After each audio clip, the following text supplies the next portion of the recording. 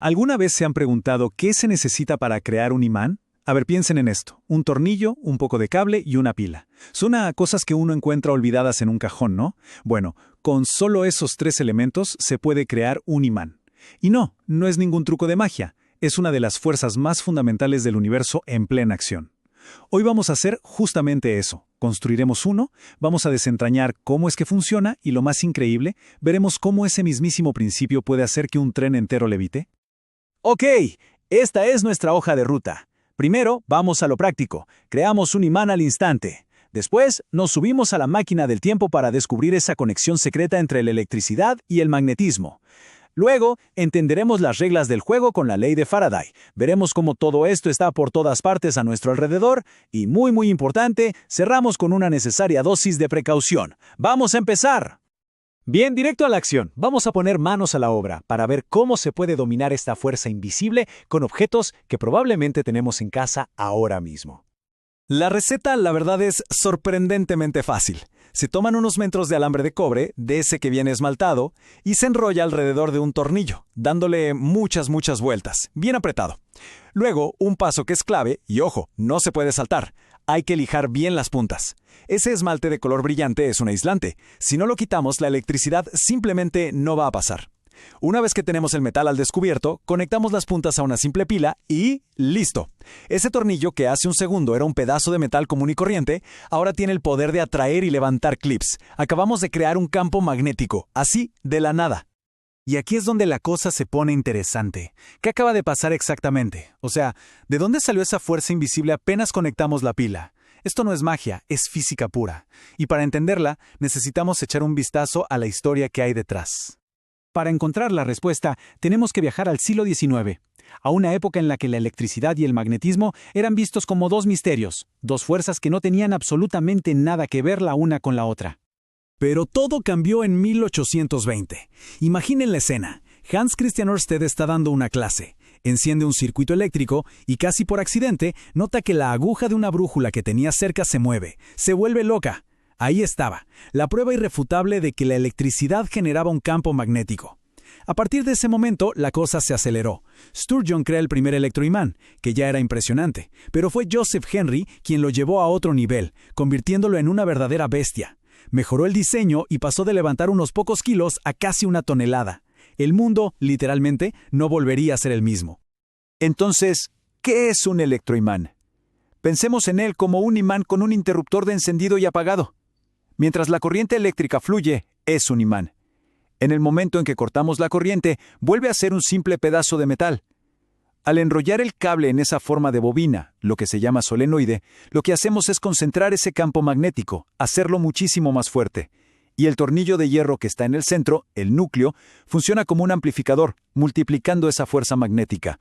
Muy bien, ya sabemos el qué. Ahora vamos a meternos con el cómo, con las reglas que gobiernan todo este fenómeno, gracias al trabajo de otro gigante de la ciencia. Y aquí tenemos la otra cara de la moneda. Ørsted probó que la electricidad crea magnetismo, pero el gran Michael Faraday se hizo la pregunta inversa. ¿Y si funciona al revés? ¿Puede el magnetismo crear electricidad? Y su respuesta fue un sí rotundo. Su ley, en simple, nos dice que un campo magnético que está en movimiento, que cambia, genera una corriente eléctrica. Y esto no es una simple curiosidad de laboratorio, es la base de todos los generadores eléctricos que le dan energía a nuestro planeta. Y claro, en el fondo de todo esto está esa regla de oro que todos aprendimos alguna vez. Polos opuestos se atraen, polos iguales se repelen. Esa simple fuerza de repulsión, esa resistencia que se siente cuando intentamos juntar dos imanes por el lado equivocado, es la clave para una de las tecnologías más futuristas que existen hoy en día. Esto lo ilustra de una manera increíble. Al poner un imán sobre otro, con los mismos polos uno frente al otro, se crea una especie de colchón invisible de fuerza magnética. Si esa fuerza es lo suficientemente potente para vencer a la gravedad, el imán de arriba simplemente se queda ahí, flotando, suspendida en el aire. Es una batalla visible entre dos de las fuerzas del universo, y en este caso, el magnetismo gana. Bueno, salgamos un poco del laboratorio.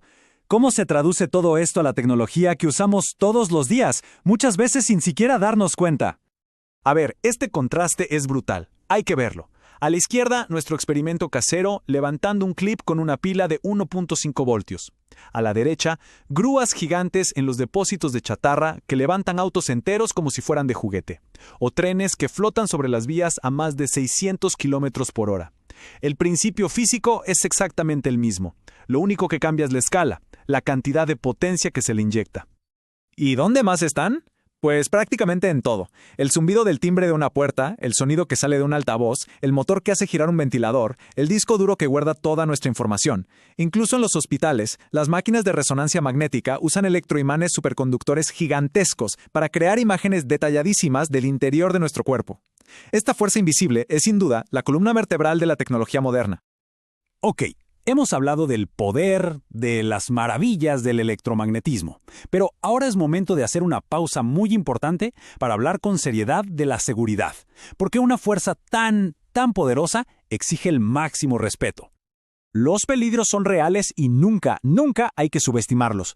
Un choque eléctrico es cuando el cuerpo se convierte en parte del circuito. Las quemaduras pueden ser devastadoras y a veces ni siquiera hace falta tocar el cable. Un arco eléctrico puede saltar por el aire. Y por supuesto, el sobrecalentamiento puede provocar un incendio en segundos. El mismo poder que nos permite construir maravillas también puede destruir si no se maneja con un cuidado extremo. Y esta gráfica es un llamado de atención muy fuerte. Miren qué pequeños son estos números. No estamos hablando de amperios, sino de miliamperios. Una corriente de menos de 25 miliamperios ya te provoca una contracción muscular que no puedes controlar. Por encima de 80, una cifra minúscula, el corazón puede entrar en fibrilación, un ritmo caótico que casi siempre es fatal. El mensaje es clarísimo.